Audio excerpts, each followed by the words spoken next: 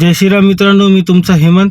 मी चाललो होतो आज माझ्या गावाला, कारण मला पूनम ड्रॉप करून देणार होती आपल्या शेगाव नाक्याला ड्रॉप करून देणार होती. तर मग काय माझ्यासोबत खूप भांडण करत होती, कारण की रागा चाललो होतो मी म्हणून.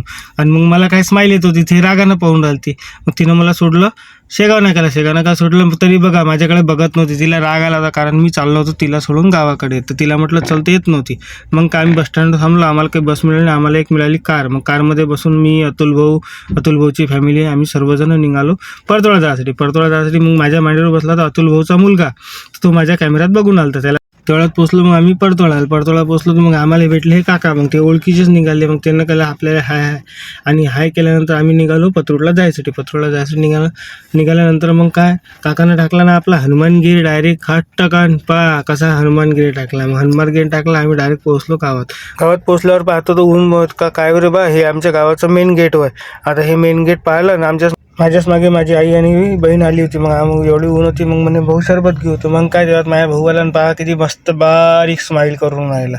बारीक स्माईल केली. मग आला हे मॅट पहा कसं स्माईल करते. मग आम्ही आलो घरात आलो तर काकू म्हणे जेवण करता का म्हटलं. आम्ही म्हटलं हा. मग काकू म्हणे बात मी पोळ्या टाकून देतो. मग काकूनं पोळ्या वगैरे टाकल्या. आम्ही जेवण वगैरे केलं. माझं काम वगैरे निपटून आम्ही निघालो आम्ही गावाला जायसाठी. मग मी बसलो होतो कंडक्टर साहेबाच्या बाजूनं. 2-4 गोष्टी केल्या ना अमरावती पोचलो होतो. पुन्हा मग लगेच घ्यायला हजरच होती. मग पुन्हा आली.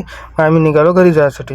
घरी येऊन पाहतो तो कृष्णा जाग्या नव्हता. मग पुन्हा म्हटलं तू कृष्णाला घेऊन ये. कृष्णाला आणलं. ते गार्डनमध्ये गेला होता तो खेळायला, कारण की आम्ही दोघंही चला घरी नव्हतो. तर मग तो आला, आम्ही आलो आता घरी. चला मग आता आपण नेक्स्ट ब्लॉगमध्ये भेटू. तोपर्यंत जय महाराष्ट्र. खत्म. Bye bye, Tata.